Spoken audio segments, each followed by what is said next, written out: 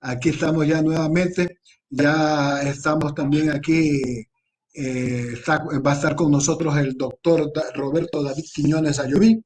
Él es el representante o vocero de la agrupación, de una agrupación afrodescendiente. Él es médico de formación, epidemiólogo de especialización.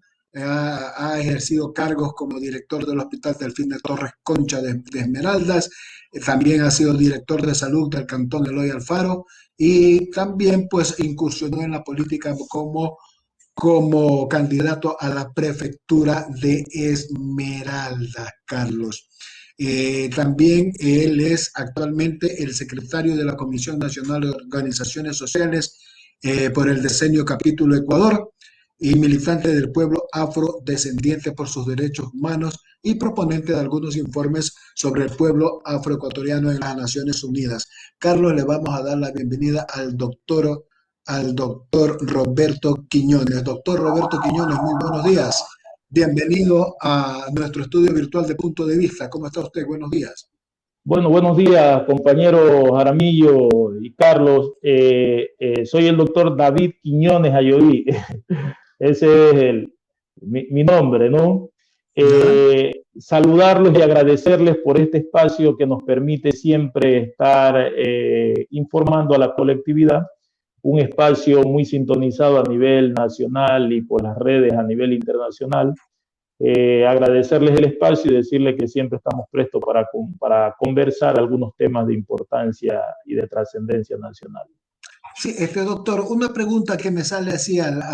Ustedes en septiembre hicieron un congreso unitario del pueblo afroecuatoriano denominado CUPA 3, que trataba sobre el bicentenario cimarrón y antirracista.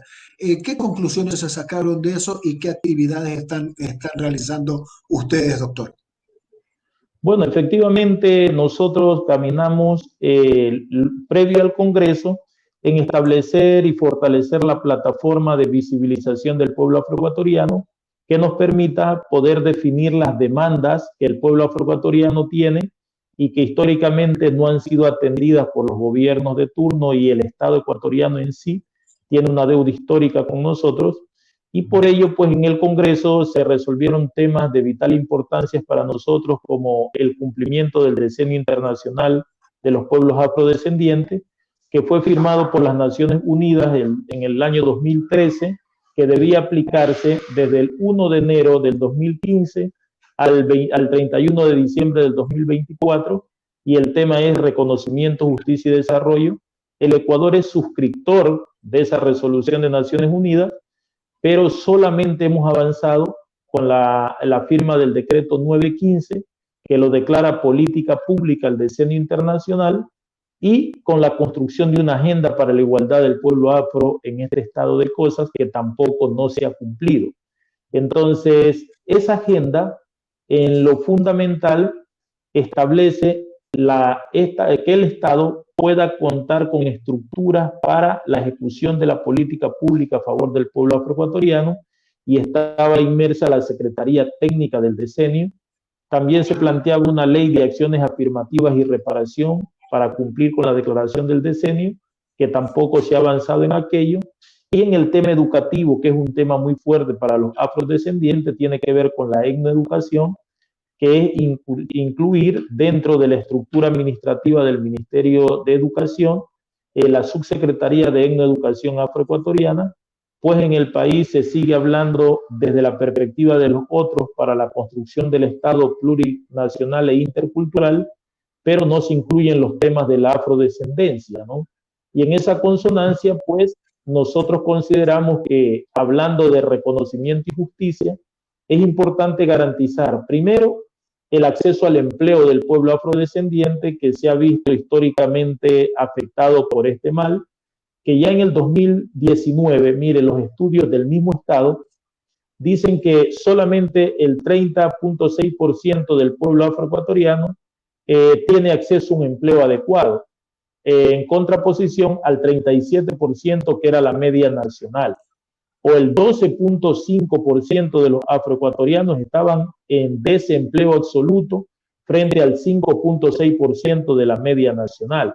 Entonces esos son indicadores que llaman mucho la atención y que de hecho establecen esa relación de poder y de marginalidad que en algún momento el Estado le asigna a la población afrodescendiente cuando no se ocupa de la problemática, que es una problemática de Estado y no una problemática simplemente global como lo plantean, para determinar esas especificidades por la cual estamos transitando los afrodescendientes.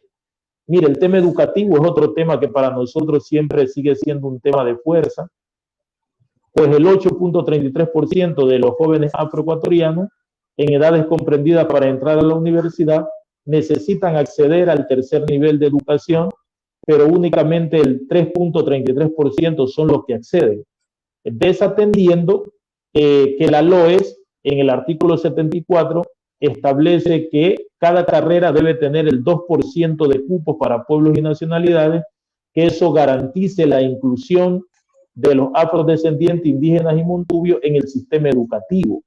Y como ello hay tantos otros temas como el acceso al crédito, que el pueblo afrodescendiente no tiene esas herramientas de posibilidad con particularidades para acceder, pero también es muy complejo el tema que era el nombre de nuestro Congreso, que era el tema de el tema del cimarronaje y el antirracismo, ¿no? Y digo esto porque en el Ecuador se implementan políticas racistas desde la estructura del Estado que no nos permiten competir en iguales condiciones. Y cuando hablo del racismo estructural del Estado, debo plantearlo desde la perspectiva de qué entiende, ¿cierto?, los gobiernos o el Estado como plurinacionalidad e interculturalidad y qué entendemos los pueblos como tal. Para ello, de hecho, es un proceso de planificación largo con indicadores que pueden ser brillantes, pero que en suma no se los cumple.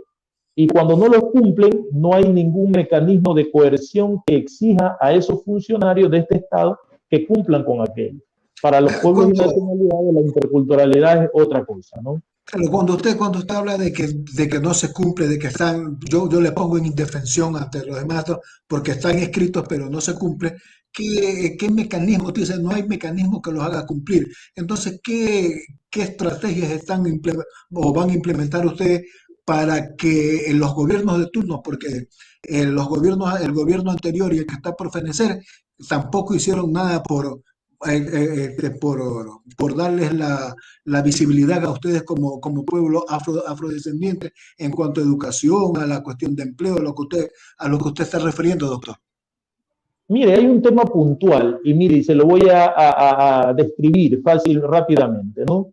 Mire, desde el año 2016 al año 2019, las estadísticas nacionales de hechos o de eventos de denuncia por discriminación han sido 1.500 aproximadamente, y por odio racial han sido más de 500 denuncias. En total son 2.000 denuncias por odio y discriminación racial.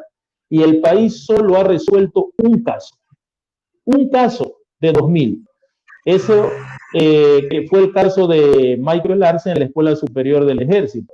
Pero sin embargo está pendiente el caso Andrés Padilla, que fue un chico asesinado en Mascarilla, en Imbabura, a lo cual el Estado como tal y el gobierno se puso del lado del victimario en contra de la víctima.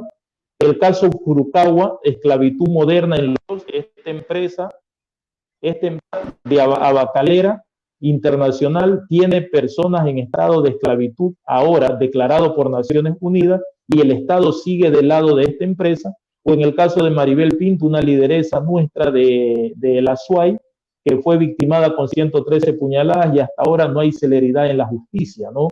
Nosotros planteamos que en ese sentido deben crearse por lo menos 22 juzgados para que sustancien los temas de delito de odio y discriminación racial, por un lado.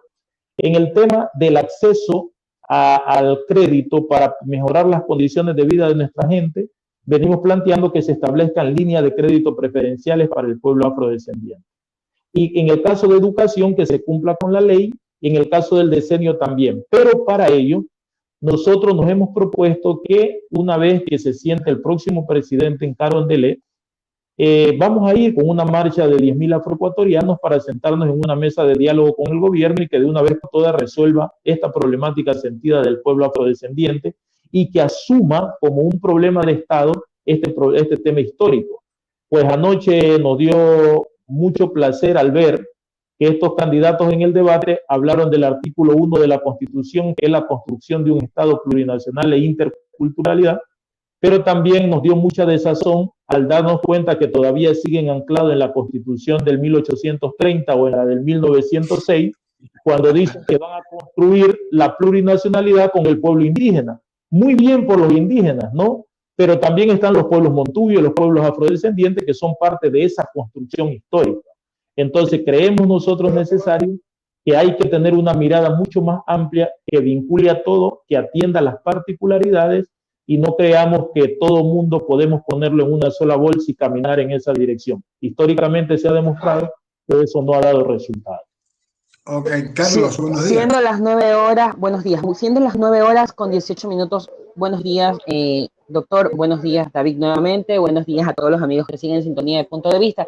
Y es que precisamente al hablar de nacionalidades afrodescendientes, ¿cómo ustedes ven en la actualidad, doctor, frente a la situación de una ley de comunicación que de alguna otra forma fue impuesta para que de alguna forma también se reconozca ciertas situaciones interculturales? ¿Les ha ayudado, les ha beneficiado a través de ello poder ustedes ser reconocidos como tal, o sigue habiendo aún discriminación a pesar de que existe una ley, a pesar de que existe derechos, garantías y tantas cosas que se prometieron en varias situaciones de años anteriores y que en la actualidad seguimos en espera? Bueno, efectivamente para nosotros, Carlos, el tema de la ley de educación intercultural ha sido simplemente eso, una ley en letra muerta que no ejecuta las acciones para que se plasme lo resuelto, ¿no? Y esas son las dificultades que tenemos históricamente, en que para cumplir se escriben cosas, pero para ya plasmarla en la práctica hay que generar algunos mecanismos de presión en el Estado para que puedan cumplirlo, cuando no debería ser así. Pero claro, por ello el Estado es garantista y por ello nos plantea algunas herramientas para lograr que se cumpla. Hasta ahora, creo que el ministro Espinosa, el ministro anterior que estuvo, fue uno de los que tuvo mayor amplitud en torno al tema de ya ir generando mecanismos para la instalación de una mesa de etnoeducación a nivel nacional. Esta mesa ha trabajado, ha propuesto.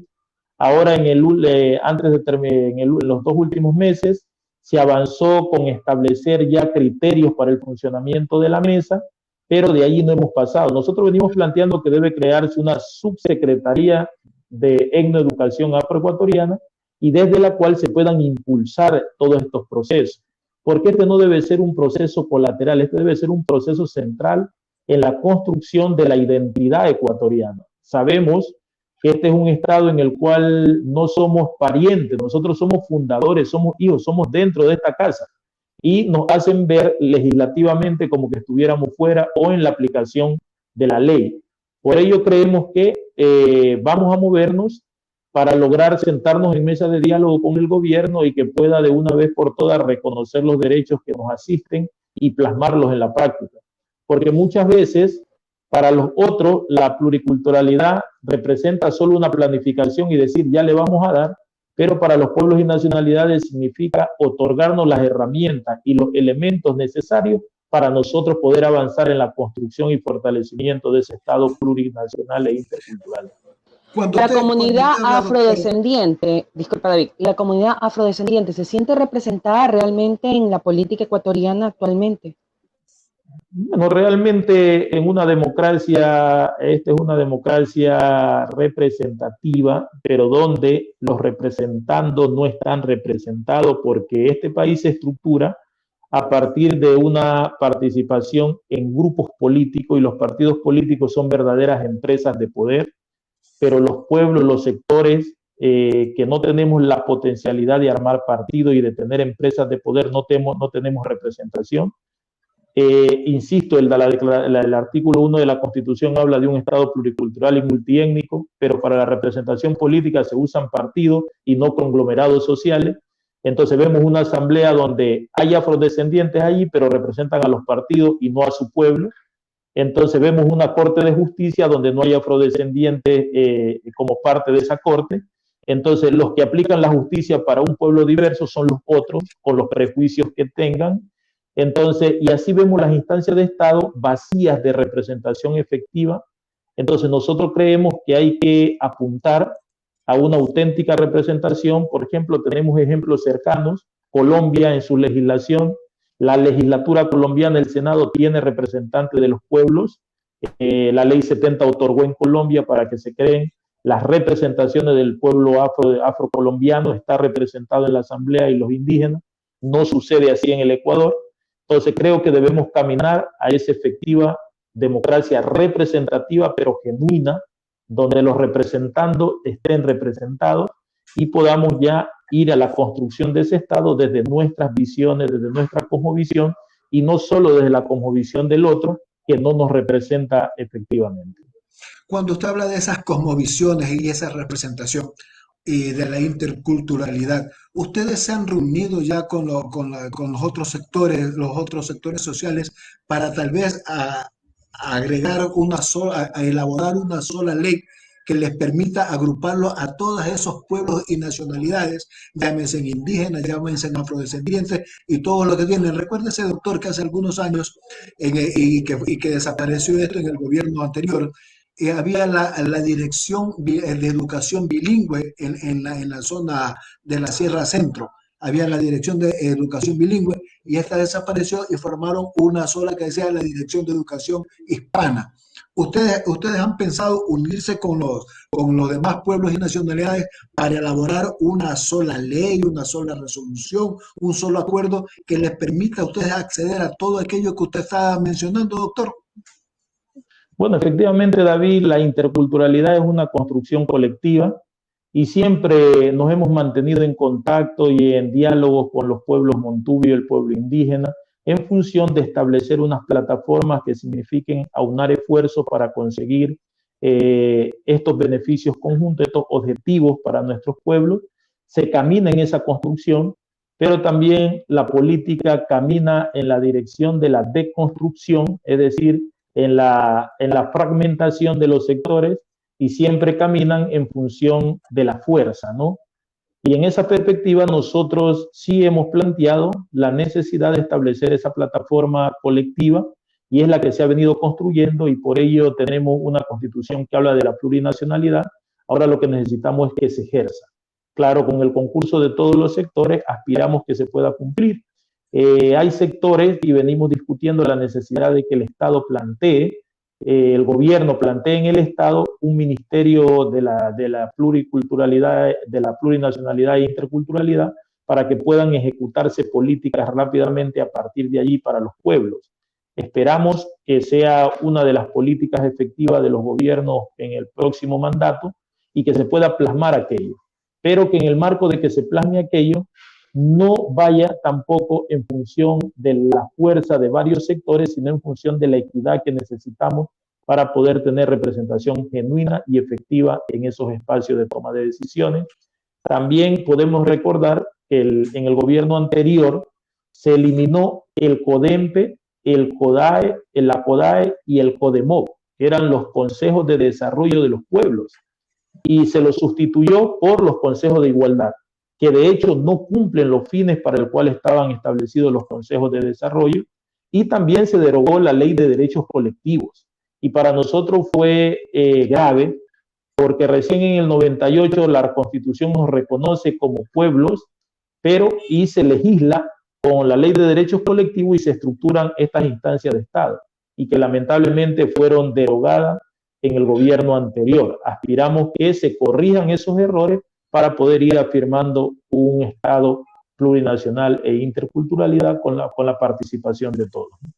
Si bien es cierto, a las 9 horas con 27 minutos, si bien es cierto, en el artículo 1 de la Constitución habla de la plurinacionalidad, pero no hay la voluntad política, tal vez la voluntad económica también de crear estos espacios que le permitan a ustedes afianzarse en el marco de la sociedad y que ustedes puedan también tener todos los beneficios que la Constitución dice. Entonces, ¿cómo van a hacer ustedes? Porque aquí una colega de ustedes, Sonia Vivero, nos está diciendo nos dice, los dos candidatos dejaron por fuera las demandas históricas de la ciudadanía, a las mujeres, a la afrodescendencia y más. Se centraron en congraciarse con los ciudadanos del movimiento indígena, supongo yo, dice ella, tratando de captar su atención y sus votos, pero en esos votos también están los nuestros. Quiere decir con lo que dice Sonia Viveros, que le hace falta esa voluntad política a los gobernantes o a los futuros gobernantes y a los que ya están gobernando o están terminando de gobernar para poder afianzar lo que ustedes están requiriendo, doctor.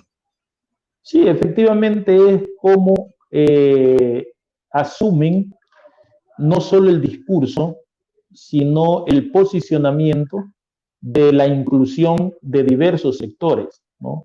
En este tema no solo pasa por el tema afro, no solo pasa por el tema indígena, es la visión que tiene una sociedad respecto a su desarrollo. Y entonces, y hay sociedades que visualizan el desarrollo en función de su posicionamiento y excluyen, ¿cierto?, a otros sectores sin darse cuenta de aquello.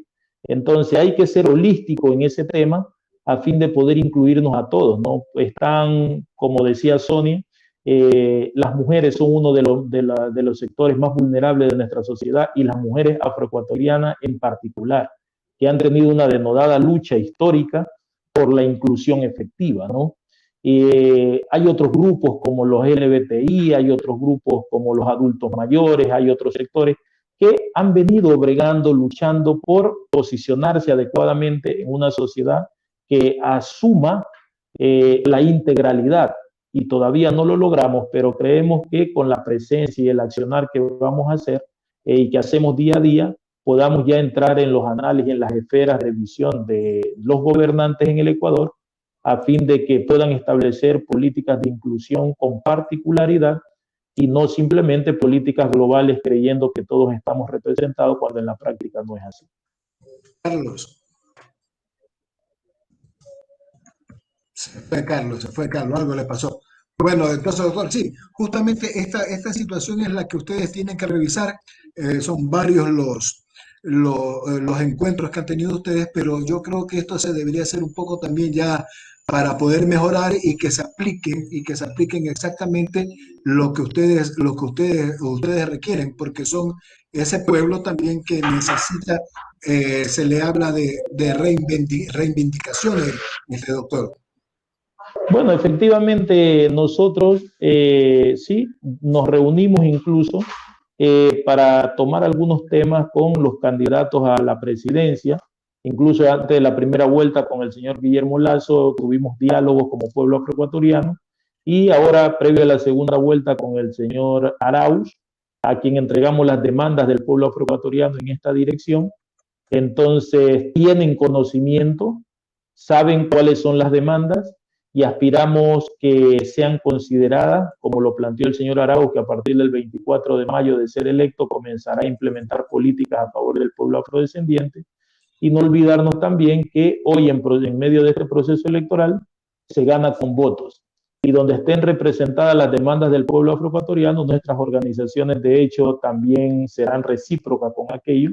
Y por ello decimos que en el 2010 éramos 7.2%, hoy en el 2021, de acuerdo a la proyección del último censo de población y vivienda, estamos en el 9.6% aproximadamente de la población, que representamos más de 1 millón de votos que pueden ser decisivos en un momento dado, siempre y cuando ya se siga asignando el valor real al voto y no se considere que simplemente son ofertas de campaña y cuando lleguen al Estado puedan seguir con una política que excluye y que no vincule a quienes hemos participado activamente históricamente en los procesos.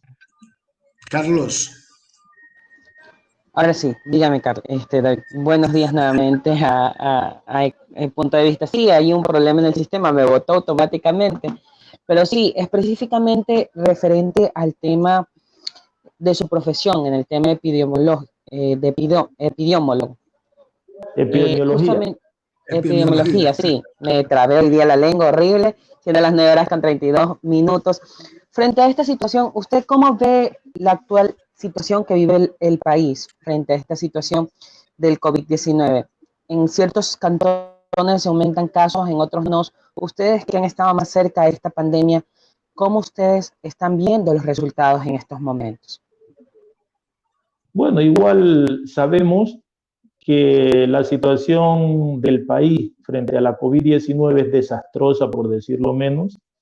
Tenemos un país con los mayores datos de muertes por sobre lo esperado. Estamos por 46.000 por sobre lo esperado. Entonces, eso es un tema que nos debe preocupar a todos y eso es una respuesta a la evaluación que podemos plantear cuando decimos que es desastrosa la situación.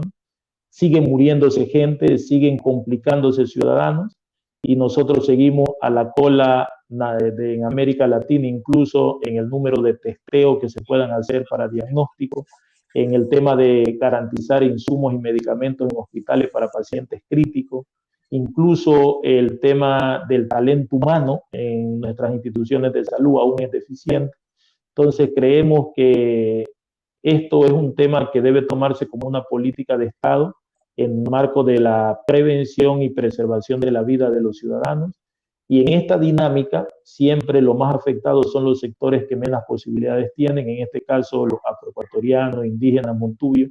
Hemos sido tremendamente golpeados en medio de esta pandemia y aspiramos que no simplemente se apliquen políticas de gobierno, sino de Estado, para entender que sociedades más fuertes económicamente hoy han subsidiado a los ciudadanos para poder resistir en medio de esta pandemia y por qué nosotros no lo hacemos, ¿no?